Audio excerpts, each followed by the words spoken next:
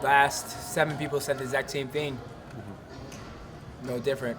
I would say Dotson had way better words of war than he did. So, like I said, guys, I think it's funny everybody's jumping on that, trash talking banner. And at the same time, with Cruz and Faber, Rockhold, Weidman, DC Jones, there's true animosity there. Claudia Gondel, it's like, dude, when I fought Dotson, I was like, dude, congratulations on being a father, and going home, goodbye.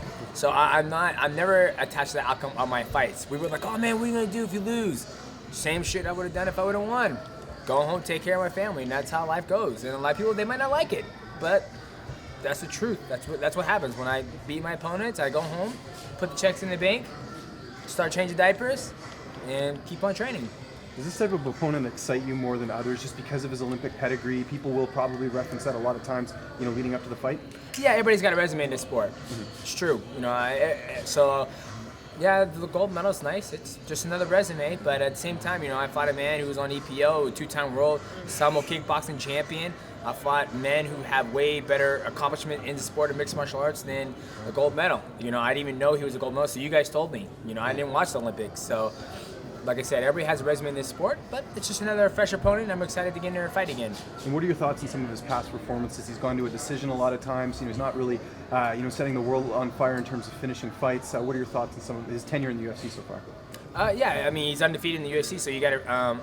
I respect all my opponents. He's undefeated in his mixed martial arts career, and he's gone the distance with every single opponent in there. 2 of the guys are no longer with the UFC, and it is what it is. And how much of an asset is it to have a guy like Bibiano Fernandes that you train with on a regular basis? So I don't think gets a lot of credit for some of the stuff he's been helping you out with. Yeah, Bibiano Fernandes is amazing. And it's not just Bibiano Fernandes. It's Matt Hume, it's Brad Kurtzen.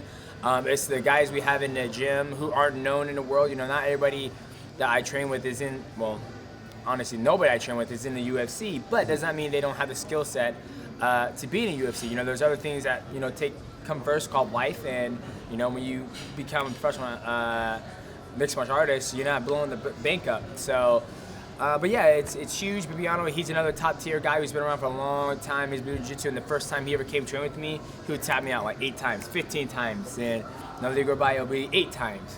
Next year, 2 years, 6 times. Now when we grapple, he goes, my friend, your jiu-jitsu, it's on a whole nother level. He goes, it's good, my friend. It's very good. So it's good to be able to train with another champion from a different organization to help me get ready for my fights. And it goes back and forth.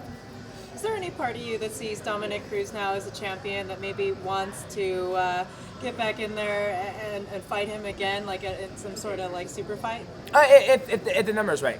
Everybody's like, oh man, I saw you and Dominick Cruz chopping it up. I was like, we're negotiating money. That's what we're talking about. So I think Dominick Cruz is always on board to fight. He's got another matchup going on. I got my match against Henry Cejudo going on. But if the stars align right and it makes sense for me, then yeah, I'll do it. But right now I'm focused on trying to break that record from Anderson Silva, and then we'll go from there. What were your thoughts sitting next, in between Rockhold and Cormier? These guys are yelling and going back and forth. You're just kind of looking around like, geez, do you expect these two to go at it like that? Who? Oh, the others, to go AKA across versus the East other side. Coast? Yeah. Oh, yeah. It's part of the game, Like, someone did that, he goes, they all acting the fucking fool up there. He goes, they trying to jump on that Conor McGregor money. They all acting the fool. So it was fun, I just sat there and relaxed and just enjoyed it. I mean, it's not the first time I've been in a press conference that big.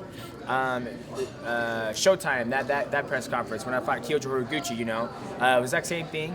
It was just fun. I just laughed. I said, you guys know you guys are adults, right? Like, you guys don't need to argue with each other, okay? Just whatever. So, do you see that as kind of the Conor McGregor influence on how it wasn't just those 4 guys, but a lot of them were going after each other? Yeah, but it's true beef. It's true beef.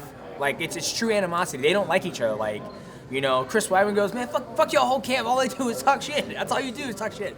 So it's true animosity, It just makes me, it's funny when you see somebody goes, oh, well, this guy, I don't like him, blah, blah, blah, blah. And I'm like, you're just saying that because it's not true. It's just, so that's why I love the fact of how I go about doing things.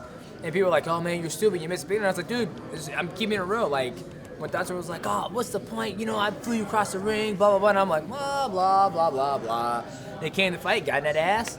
His face was swollen up. And after the fight was done, I was like, hey man, good job, baby. No, you talk shit about me. You're all good. Ian McCall, when he got worked by John Lineker, he's walking along, and I was like, hey, good fight, my friend. Hey, you don't talk shit about me. You're still cool. I just don't. I mean, I just don't want to pass that type of lifestyle on to my kids, and so I try to be a great role model.